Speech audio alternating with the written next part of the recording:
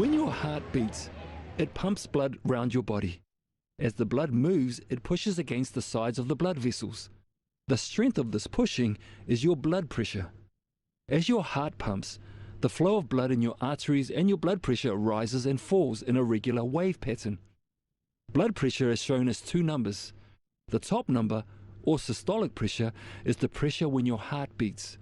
The bottom number, or diastolic pressure, is the pressure when your heart relaxes. Healthy blood vessels can stretch to allow for these changes in pressure. Damaged blood vessels are less stretchy, which increases blood pressure. Constant high blood pressure puts extra strain on your heart and blood vessels. Over time, this increases your risk of a heart attack or stroke. It can also cause problems for your eyes and kidneys. High blood pressure speeds up the process of atherosclerosis, where fatty streaks form inside the arteries. If one of these cracks, it can cause a blood clot in your arteries. This is what causes a heart attack or stroke. It's never too late to make changes to protect your heart. Think about your future, being there for your family, your plans and dreams. Could your blood pressure affect this? There are small steps you can take today to lower your risk. If you smoke, stop smoking. Make heart-healthy eating and drinking choices. Move more, lose weight. Talk to your doctor about medications.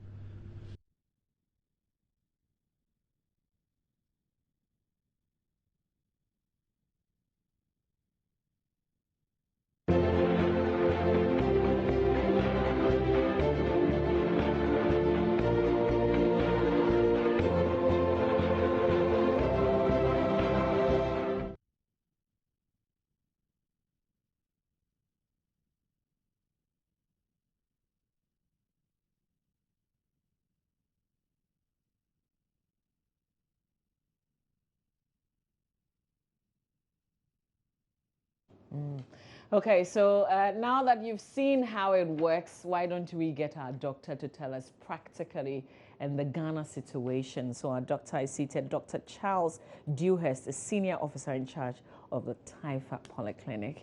Good morning to you. Welcome. Good morning. Thank you. So this issue of BP, blood pressure, why is it affecting young people? I thought it was like old people's disease.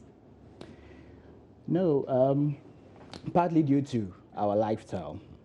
Okay, so right now, hypertension or blood pressure doesn't discriminate when it comes to age. It affects mostly 20 years and above, you can get it. And even in some congenital cases, it can even be in younger age groups as well. Okay. Tell us what it is, how one gets it. Okay, so when we say blood pressure, basically we are talking about the force with which the blood circulates in the body. Okay, so we all have, it's a vital sign. Vital sign is that we need that to survive, just like temperature, pulse, respiration. So we all have blood pressures. Now, the difference is that if you take the population, you have some that have high, some that have low, okay, and then the normal. Yes. So blood pressure, everybody has it. But if it's too much, the force is too much, then we say hypertension. If it's too low, it's hypotension. And if it's normal, it's normotension. Normotension? Yes. How come we hear only of the hypertension? Good. Because that is more common. And it's also a silent killer, so you tend to live with it, and it's only when the complication sets in that it manifests. But then with the hypertension, it's more of you feeling dizzy, easily tired, fatigue. Sometimes you faint a bit, yes. But then the hypertension has more drastic complications, okay, that can affect the kidneys, the eye, give stroke, etc. So as we know more of the hypertension, but then we have the hypotension, and then the normal one, that is the normotension. Okay. Normotension is good, right? Yes. Normal means normal. Okay. Yeah. Usually we see figures, you know, when you go and they check, they only say you're okay. Yeah. So you don't, as a person, understand how the figures work. Is it something difficult that's we cannot easily understand? No, it's not difficult at all. And if you permit me, I'll just Sure. demonstrate. Okay, so this is how our heart looks like. Okay. Okay, so let me just take it out a bit. If we cut it out, it has 4 main chambers. Now these chambers contract and then relax. Okay, so anytime it contracts, it pushes out blood. So it gives a maximum pressure, which we call the systolic pressure. Okay, and then when it relaxes, the pressure in the chamber reduces. That is the diastolic pressure. Okay. Please kindly just raise it so that the camera can pick it right here. Yeah. Okay. So that's the Yes. Yes. So anytime it contracts, it pushes out the blood, okay, to give the maximum pressure. That is the systolic, and then when it relaxes, the pressure reduces. Okay, that's the minimum pressure. That's the diastolic. So with the blood pressure, you always have 2 figures. Okay, the upper parts and then the bottom parts. Okay. So you see, when you come to hospital, we write something over something. Good. So the top part is the systolic, and then the down is the diastolic. Yes. So for the normal tension, that is the normal blood pressure, it's usually around 120/80. Okay. Okay. The top figure is 120, down is 80. That's the normal. Yes. Okay. So that's the average. Okay. So it's around that. Anytime it goes above 140 for the top figure, 90 for the bottom figure, then we say you're hypertensive. Okay. So these are the numbers that you should keep. Okay. If it's above 140/90, it's hypertensive. Yes. So usually you should know your normal blood pressure, so that when there is an increment, then you should be worried that there's something going on. So I take it that the number is unique to every person. Yes. That I don't expect to be 120/80. No. Okay. No. Okay. No. But when it goes above the 140/90, then you should be worried. Yes. Anything that is around just between that. Remember, I talked about the hypotension, normal tension, and then hyper. Okay. So it's like we have the low side, high side, and then the in between. Okay. So the cutoff for the low is 90/60. 90/60. So if anything below 90/60, we say you have low BP. Okay. Anything above 140/90, we say you have high BP. That's Okay. the same as hypertension. Okay. Yeah, so in between the 90/60 and then 140/90 is normal. Okay. But then the average normal is the 120/80. All right. Yes. What are some of the things that we do that puts us in this place of either getting the BP high or low? Okay. So I'll talk more of the hypertension because that is more common and that has more drastic side effects or complications. Now we have 2 main kinds of hypertension. Okay, we have the essential and then we have the secondary. When we say essential, we just mean that it has no known medical cause. Okay, so it has some associated risk factors. Example is when you're taking a lot of alcohol, smoking, sedentary lifestyle, you don't do any, you are not active, you are always sitting in one place, obesity, or when you have the body mass index. That's it. We calculate we take your weight and then your height.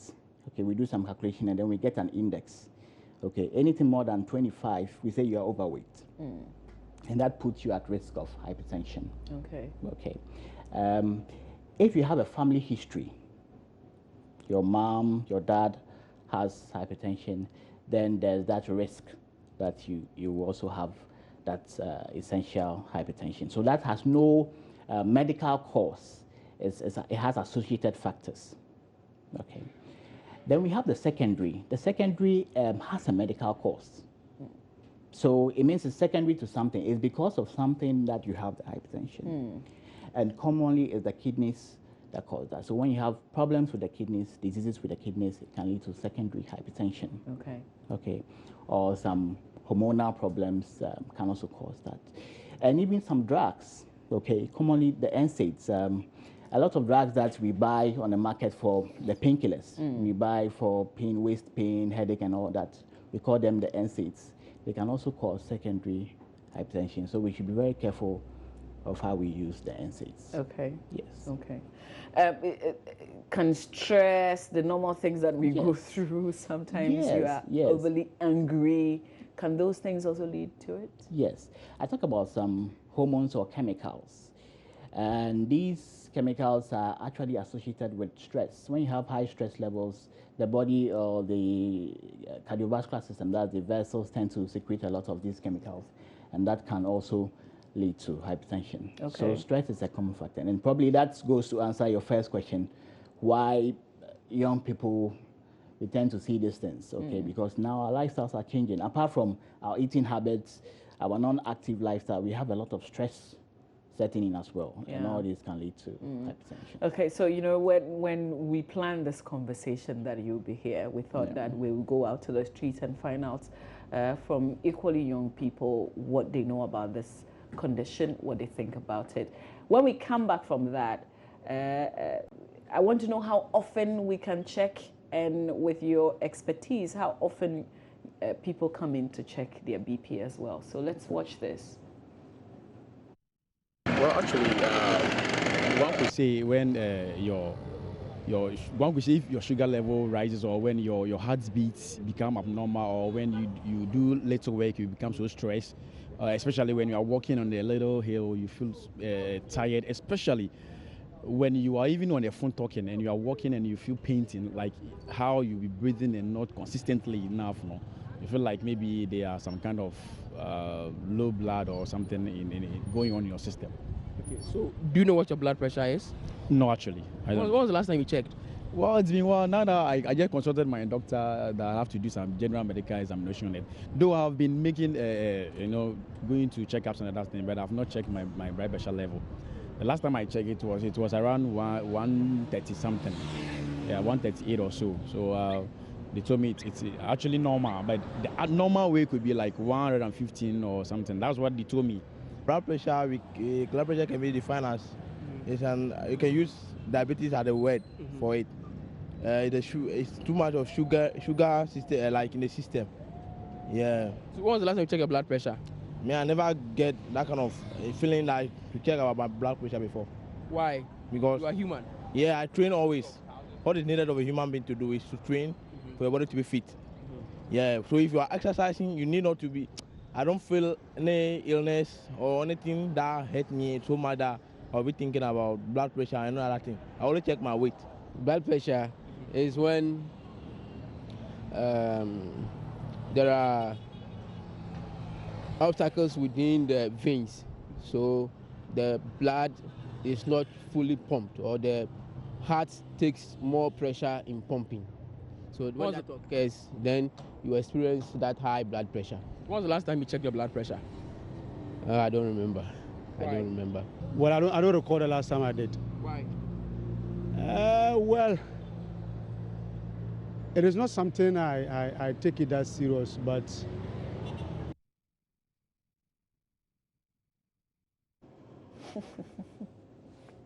Okay, so you heard that. Yes, I did. Somebody doesn't take it serious. People don't know. Yeah. Is this something that you should be checking regularly?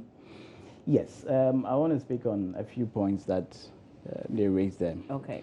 Okay, so in the first place, when we say blood pressure, really it just means it's just a value. It doesn't mean a disease or anything. So what we are talking about here is hypertension or high blood pressure. Okay, that's number one. And they talk about palpitations, okay, and all that. Is it that, well, there is some truth to it, because most of the times the signs are non-specific.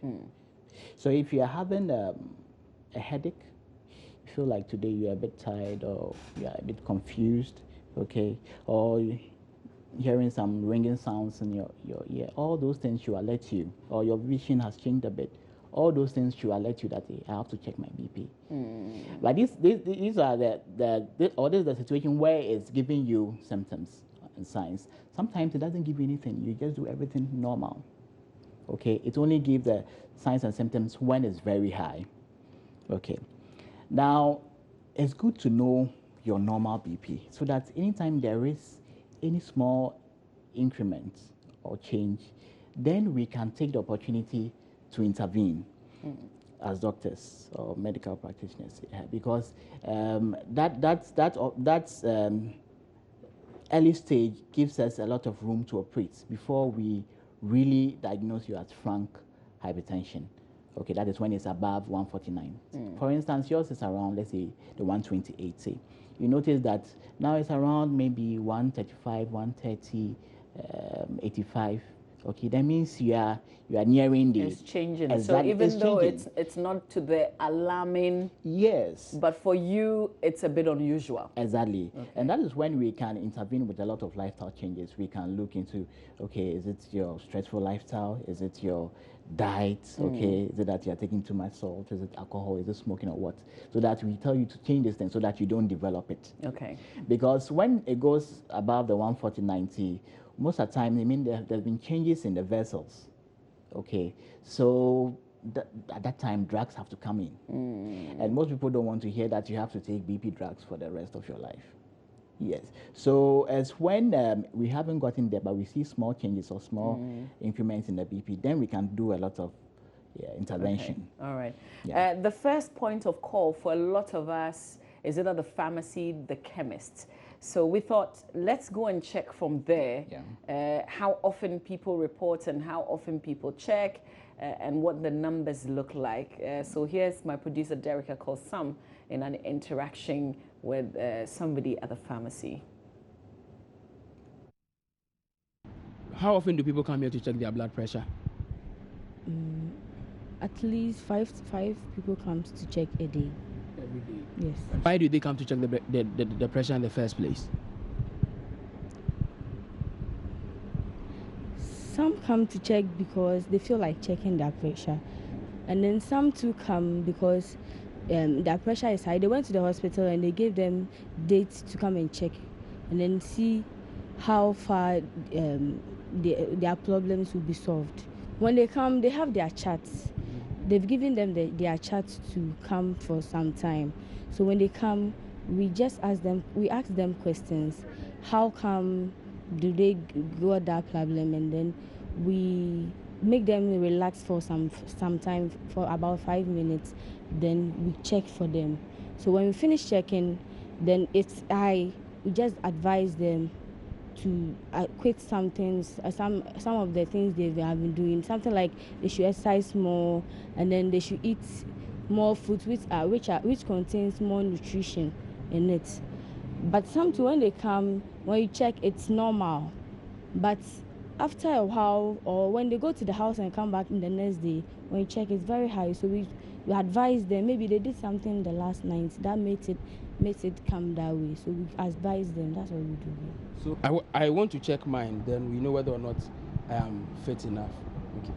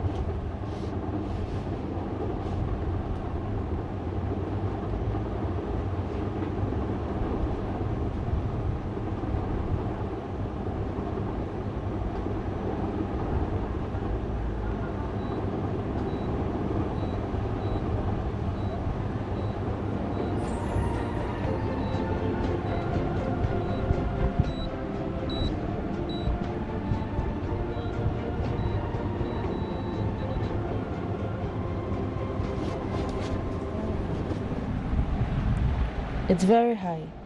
166.80 is very high. I heard that sometimes when you work or when you do exercises, you stress a lot before you come and check, it goes high. Yes, please. Mine could be high because I've been working around for a while. Yeah. So you have to relax for some time, or you go to the house and relax for the next day. Then in the morning, then you come and check.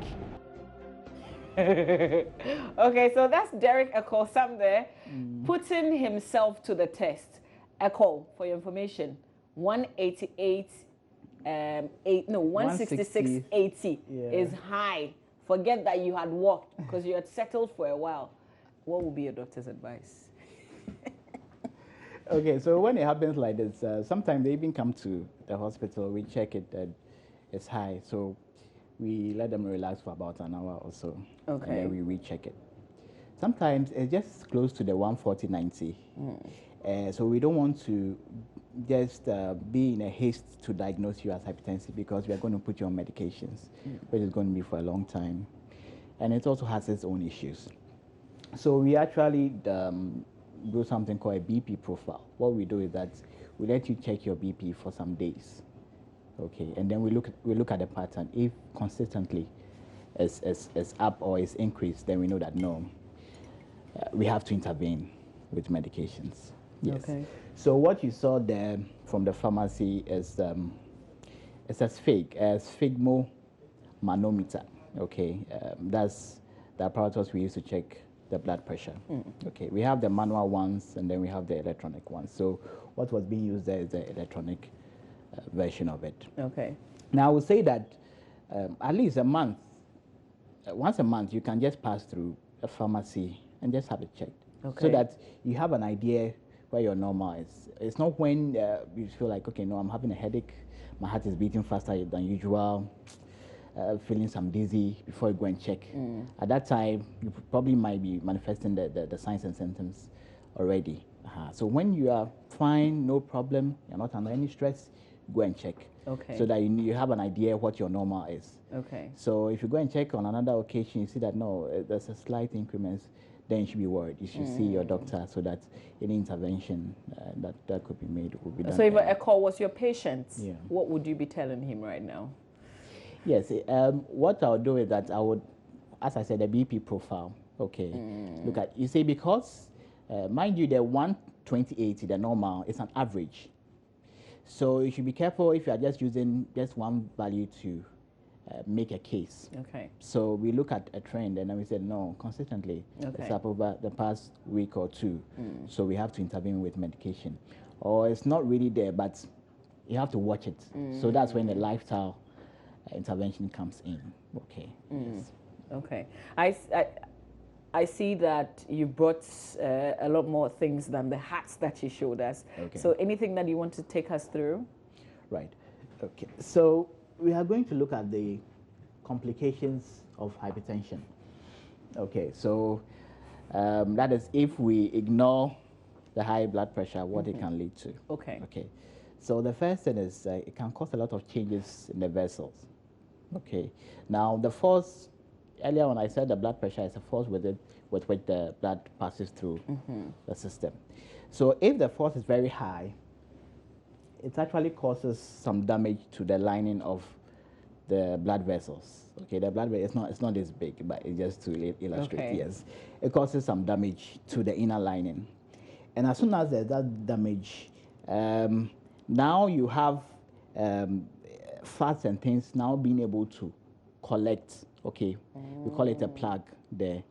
Normally, if there's no damage, that tendency is reduced. But anytime there's damage from the high BP, it can collect and form big plugs. Eventually, it kind of narrows or occlude the lumen or the space, so that now blood cannot flow at all. Okay. Now, if the vessel is in the brain, blood will not go to a part of the brain, and that is where stroke comes in. Okay. If it's in your legs or anywhere, then you begin to experience symptoms like tingling sensation or paresthesia, what people call anansi. Yeah. Or they work for a short distance, you have to hit their legs or their feet for some time. Yes. So this situation is called atherosclerosis. Okay. Now, I have another one here. Okay, this is the brain. This is how the cut section of the brain looks like. Okay, as I said, if the BP is very high, it can cause the injuries to the lumen, cause it to occlude. Okay, you have some clots forming in it. So when that happens, blood will not go to, for example, this part of the brain. Blood doesn't go there, so that part kind of dies, and that's why you see it being darkened. Okay, so when that portion dies, then a stroke that has formed. Okay, because of the clots that has formed in the blood vessel. Now, the other situation is that if the pressure is very high, because the vessels in the brain they are very small, okay, it can actually cause them to burst or burst. And then when they burst, you have blood collecting here. This is the other example, and that's also another form of stroke. Okay. Okay. Now with stroke, some of the signs are you see the change in speech, weakness of the limbs or the hands, and then the legs. Okay, swallowing might be impaired and all that, and you know that stroke is setting in. Okay, so I've talked about blood vessel changes, that what we call atherosclerosis. I've talked about stroke, and then you can have the heart itself. Okay, this part of the heart is not supposed to be dark like this. It's dark because blood is not going there, because the small arteries have been occluded. Okay, so blood is not flowing there, so that part of the heart dies. Okay, and that's where heart attack comes in. Okay, then of course it can affect the kidneys as well. This shows the kidneys. Okay, and the last but not the least is also the eyes. It can actually lead to blindness. Okay, so it can cause stroke, can lead to some changes in the eye, even blindness. It can cause heart attack or heart failure. Okay, it can affect the kidneys as well, and then some changes in the blood vessels. These are some of the common complications. Wow. And these are serious complications. And this starts, it begins all with the BP. Yes. It just leads to different things if you don't take Exactly. it serious. Exactly. Wow, amazing. Different things. Amazing. It's our Healthy Thursday, and every Thursday here on the AM show, we'll be having, real life conversations related to your health. Today, we're talking BP. Dr. Charles Dewhurst, the Senior Health Officer in charge of Taifa Polyclinic. The subject we're talking about, BP, high blood pressure, is very important. We don't have a lot of time, but I guess we can dedicate a few minutes if you have any pressing questions you want to ask the doctor. 0302211691 or 2. We will do it real quick and then link up with Maxwell Agbagba, who is somewhere. Stay with us.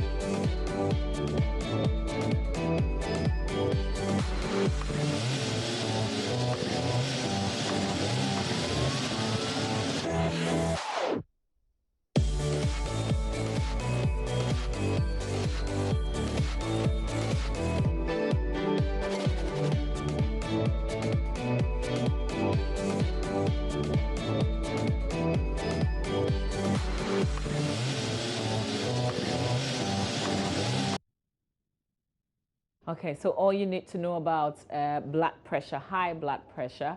Unfortunately, we can't pick your calls. We'll do that next week on another subject. But Dr.